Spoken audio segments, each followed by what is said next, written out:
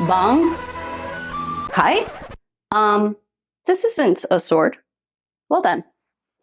This year makes 20 years of Bleach, and we're looking forward to another part of Thousand Year Blood War come this October, so fall 2024. So I thought it'd be the perfect time to create a Bleach video. And these days I find myself interacting with more people around Bleach since Bleach is back. The new animation has made it very popular again, and it's engaged all sorts of new fans. But sometimes I get the impression, through my interactions, that while Bleach, an extremely popular anime that helped pave the way for anime in America along with the likes of One Piece, Naruto, Inuyasha, Dragon Ball Z, Sailor Moon, is often misunderstood. First, let me address what I mean by misunderstood. And no, don't come at me, bite my head off in any sort of way. If you're a Bleach fan, I am a Bleach fan. I mean, check out this really dope kimono.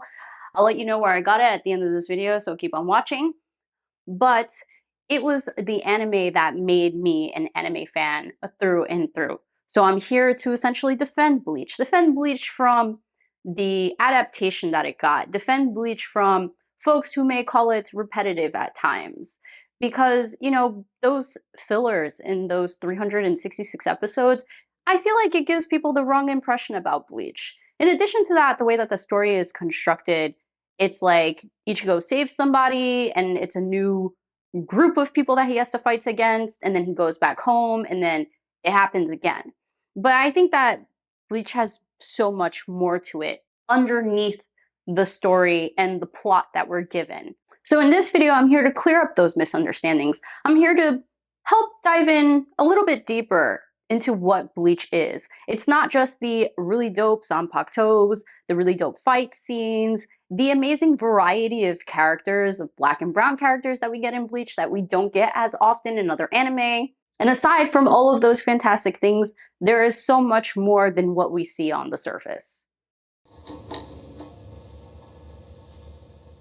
Hey everyone, welcome back to another episode of Animel. If you haven't been here before, I'm Mel, the host of this channel. And if you haven't been here before, make sure you subscribe before you continue watching the rest of this video. And while this video may not cover the full scope and depth of Bleach, I do want to highlight the key points that I found most interesting and what was most noticeable to me when watching and reading the story. The first thing that is extremely noticeable is the fact that a lot of these characters seem to be fighting this identity or their inner demons. Most notably, that comes with our main character, Ichigo. And this is quite literally him fighting his demons, but also figuratively.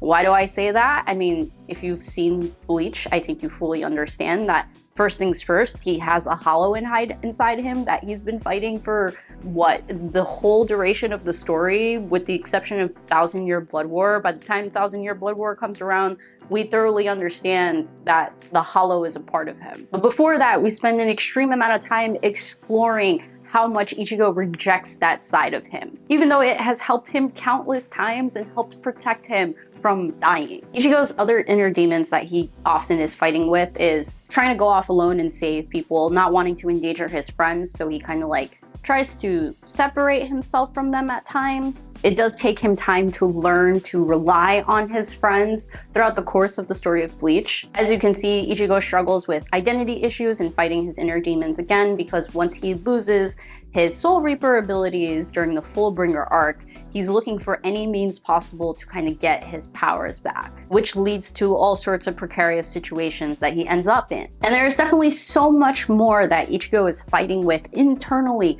throughout the story of Bleach that I feel like it carries the story. His struggles carry the story. But Ichigo isn't the only one with these internal struggles. Let's pivot real quick to his, do you want to say opposite, Uryu? Uryu strongly identifies with himself being a Quincy, the family that he comes from, and his duties, such and so forth, so much so that he's unwilling to work with Ichigo in the very first arc. And they have like a sort of frenemies situation going on for quite some time that, I mean, I want to say it even extends until like now in the Thousand Year Blood War arc, especially because it's the Quincy's against the Soul Reapers and Uryu chose the Quincy side because that's where he's from. So like since the beginning of Bleach, he's always had like this identity crisis as to what it means to be like a Quincy, what it means to be part of that family that that he's from, the Ishida family, but also protecting, I guess you could say, the realm from like hollows and also bad actors. Let's just call them bad actors. And we'll continue to explore this because I mean, there might be manga spoilers in this. I'm so sorry. I'm gonna try to avoid it, but there might be manga spoilers in this. We'll continue to explore how Uryu identifies within the Quincy clan and how he identifies in terms of the friend group that he's in with like Ichigo, Orihime, and Chad. But his inner struggles don't just come from the fact that he's a Quincy, but also the fact that the Soul Reapers killed his grandfather like ages ago, and he really just can't forgive them. Even though Ichigo really has nothing to do with it. He's some hybrid of a thing, as you know if you've watched the first part of Thousand Year Blood War. And it takes Uryu a long time to come around to that fact. And by the end of Bleach, again, not heavy spoiler, Ichigo and Uryu seem to resolve this matter that's going on with the both of them about their identities, how some of their identities is created by the expectations placed on them. And I honestly think that them coming together really helped break away from these things that was tethering them down, holding them down from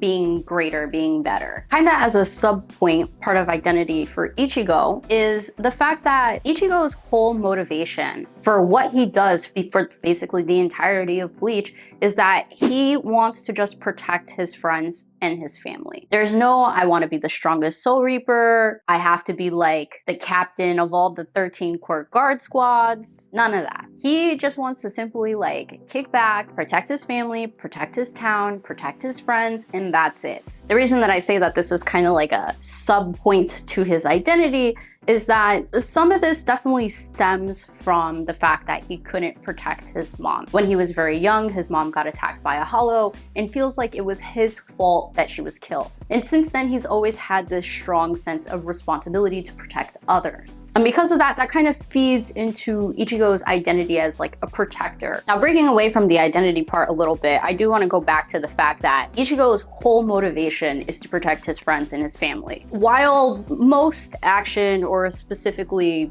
the category of genre for shonen is like that, we can see that in other stories like One Piece.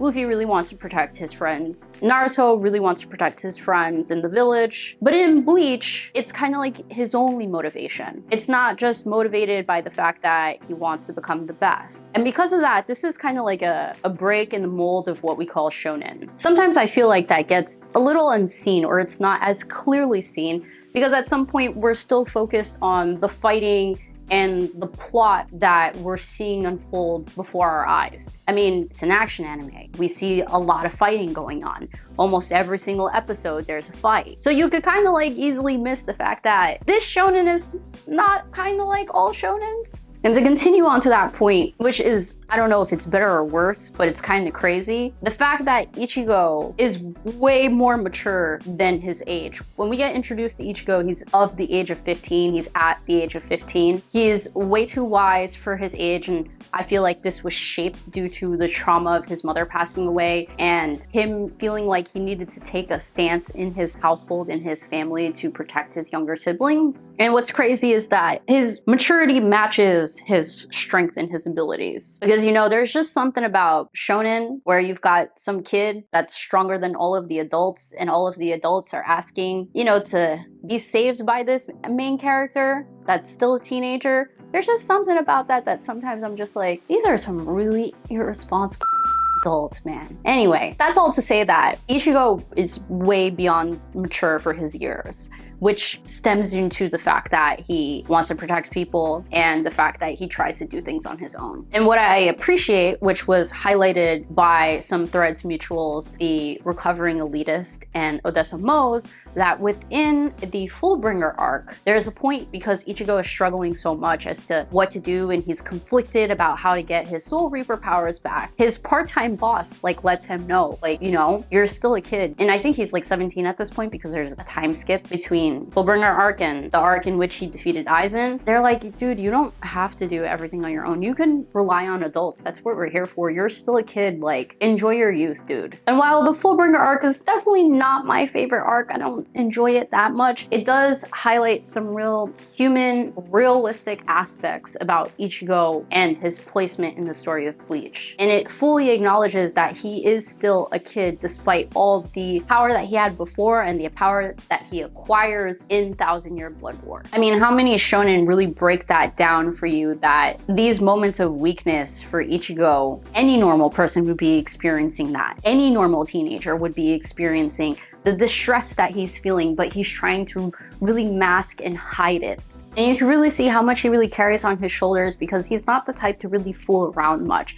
It's more like the other characters around him are always fooling around, like even Rukia fools around a little bit more. All of the other characters are a lot more goofy that allows Ichigo to lighten up at times. And his dad does take that place in the household because he realized that his son was so trauma-ridden by what happened to him and the new type of role he was trying to uptake in their family life. And at this point, I think you could kind of see where I'm going with this. While people may sometimes think that the story of Bleach is repetitive, and I can see why they say that. I don't think, and I don't know if this makes any sense to anybody, but I don't think that Bleach is a plot-driven story. I think that Bleach is a character-driven story. Now, hear me out. First of all of Bleach is orchestrated by Aizen, apparently. It's all according to his plan. But seriously, everything that happens to Ichigo's parents, himself, and then him meeting Rukia and Rukia giving him her abilities temporarily to help her out, like obviously the whole Hueco Mundo arc, the Soul Society arc, like everything was orchestrated by him and certain decisions he made. I mean, that sounds like an easy cop-out, but let's dive in deeper, yeah? First of all, because of Ichigo's motivation, which I spoke about earlier, which isn't to be the best, it isn't to be the strongest, it isn't to be number one. I mean, I feel like all of these things are kind of synonymous, but it is to protect his family and friends. Every decision that he makes is to save such people. If he did not make the relationship that he had with Rukia, we wouldn't have gotten the Soul Society arc. If he didn't save Orihime and decide to get close to her and be friends with her, we wouldn't have had the Hueco Mundo arc. I mean, maybe Aizen would have found somebody else to kidnap, like perhaps his sisters, but they kidnapped Orihime for a reason, because of her abilities, right? And Ichigo made the decision to go and save her. Even Ichigo's choice to continue to be friends with Uryu and have a relationship with him jumps all the way forward to Thousand Year Blood War, where we probably wouldn't be feeling as much tension and conflict if they weren't friends who are now sitting on opposite sides, right? But I want to highlight some characters specifically that I feel like have helped drive the story, has helped Ichigo also progress as a character because of these other characters, and has led us to what we know as the end of Bleach now. Because even though Bleach, I think, is trying to make a comeback with the new chapter that jumps all the way in time where Ichigo is like 30 years old, I don't know where we want to go with that, because Ichigo as the character was the driver of the story. And all of these plots that we had were just a means to highlight our different characters and their dilemmas, their conflicts, and what they symbolize. And as I go through these examples, I mean, maybe this will clearly highlight whether I mean the story is character-driven, or maybe it's just very character-focused and uses plots to bring these things out. But the first one that I really want to highlight, and for something that I really want to emphasize, is that Bleach has some very fan favorite antagonists. I mean, you don't like love them for what they do, but first there's just something about them that makes you love watching them. Now, I don't think I can break down Aizen enough to really like pull these things out, because that man is a whole nother level. I don't even want to dissect him. But one character specifically, that whenever I think about Bleach, whenever I think about a heightened conflict in such a huge moment, I feel like, for Ichigo, and this character is Ulquiorra. Ulquiorra was this very complex character once you got to like explore his story more, but at the beginning he was just really aloof, very cold. He seemed like a really strong character, so, you know, naturally people liked the characters like that, even as antagonists, but he's a little bit out there. Mainly because there was something about him that had this desire to understand, I guess, human emotions and understand things that he couldn't see. And since human emotions is not something that you can see, he doesn't necessarily like believe in them. And he was exploring this whole concept of having a heart, not a physical heart, but a, theoretical heart. His curious nature is what drives him to taunt Ichigo, to be the one that keeps watch of Orihime, and is the one to basically push Ichigo to his limits, like his identity crisis limits and his physical limitations. This is seen in the fact that, if you notice, Ulquiorra has this tendency of stabbing his victims right through the chest where the hollow hole is, kind of as a representation of like where the heart is kind of supposed to be. Since Ulquiorra is kind of this empty character and the hole where the heart is kind of supposed to be is also hollow, this is kind of a way of indicating Ulquiorra's need to understand what it means to have a heart. And in doing so to Ichigo, Ichigo goes full hollow berserk. In a need to draw more of Ichigo's humanity and emotions out of him, he actually ends up making Ichigo emotionless and empty. And he loses all concept of what it means to be human in that moment, because now he is fighting for his life against Ulquiorra. But in contrast, the more inhuman that Ichigo becomes, the more Ulquiorra starts to feel emotions. He starts to feel fear. He starts to feel frustration, things that he didn't understand before. And that's all to just say, I think without Ulquiorra taunting Ichigo's humanity, I think without Ulquiorra taunting also Orihime, we wouldn't have gotten specific outcomes of the Hueco Mundo arc without him. And all of this was driven by his motivation to really understand what it meant to have human emotions and whether they were real or not. And that moment also helps Ichigo take one step forward into realizing his actual self. I mean, yeah, it was a really hard time, and I think after that, it was really hard for him to bring the hollow out, especially because he lost his powers directly after that. Not directly after that, but within that same arc. But I think without that moment, Ichigo wouldn't have realized how much the hollow really is a part of him. Antagonist aside and our main character aside, another very prominent character that's well liked for his aloofness and his cool demeanor is Byakuya Kuchiki. Byakuya Kuchiki is another character that really was instrumental in driving the whole story. I mean, after Rukia lost her abilities to the Soul Reaper and it was deemed this crime, so they had to bring her back and execute her, we saw this whole conflict going on with Byakuya throughout that whole arc. I mean, it's not apparent at first, but when we learn his backstory and how he was married and his late wife is Rukia's sister, it was like his honor as a Soul Reaper, the head of the Kuchiki family, and the duty to his job was conflicting with his promises to his late wife. And, we can see that he is taking up the mantle in terms of really doing his job as a Soul Reaper and the head of the Kuchiki family and upholding the law within the Soul Society. But after all is revealed that this was all part of Aizen's plan, part of his scheme, and Rukia is saved and not executed, I feel like this ends up being a turning point for Byakuya. So obviously the Soul Society arc, the second season of Bleach, is, I want to say, effectively triggered by Byakuya. Without that, we wouldn't have gotten all of those amazing fights and the interactions that Ichigo and crew had with the Shinigami, the Soul Reapers. So that in first, we would have gotten none of that without Byakuya being like, yo,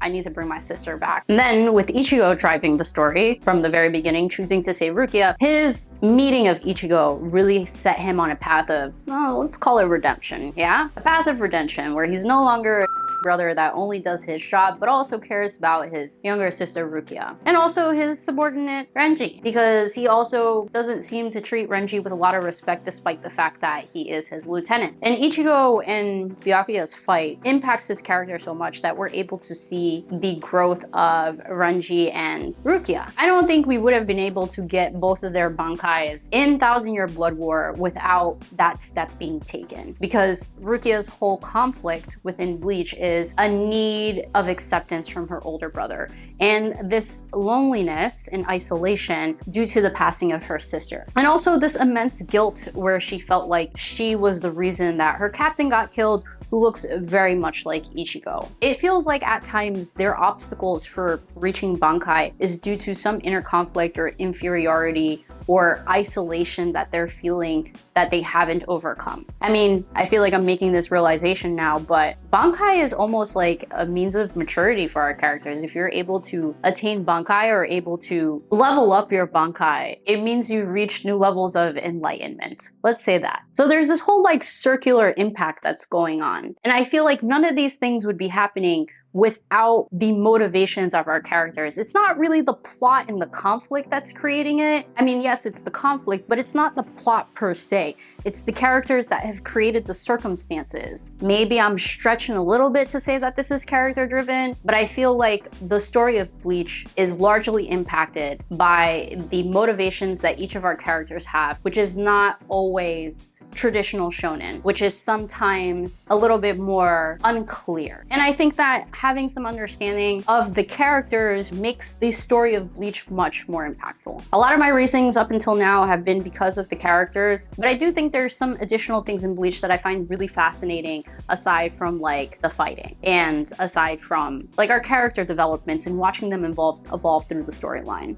And that part is just the sole fact that our protagonist is a Soul Reaper, right? Some mythical type story that's been told, I want to say throughout time, sometimes part of certain cultural beliefs where Soul Reaper comes and when it's the end of your life, they take your soul and lead you to the passage of the afterlife. And it really explores like this concept of death. But not only do they explore the concept of death, but how death also impacts the living. And we see this in three different main characters: Ichigo, Orihime, and Uryu. Actually, I want to say Chad too. So with Ichigo, clearly the passing of his mother, the accountability that he feels to his family after the fact almost feels like a way of like honoring her death. And the fact that he gets revenge on the, I think it's the fisherman hollow, can't remember the name exactly. That is all like in remembrance and honoring of his mother's death and what helped shape his identity, right? Then there's Orihime. Orihime's brother passed away when she was young, and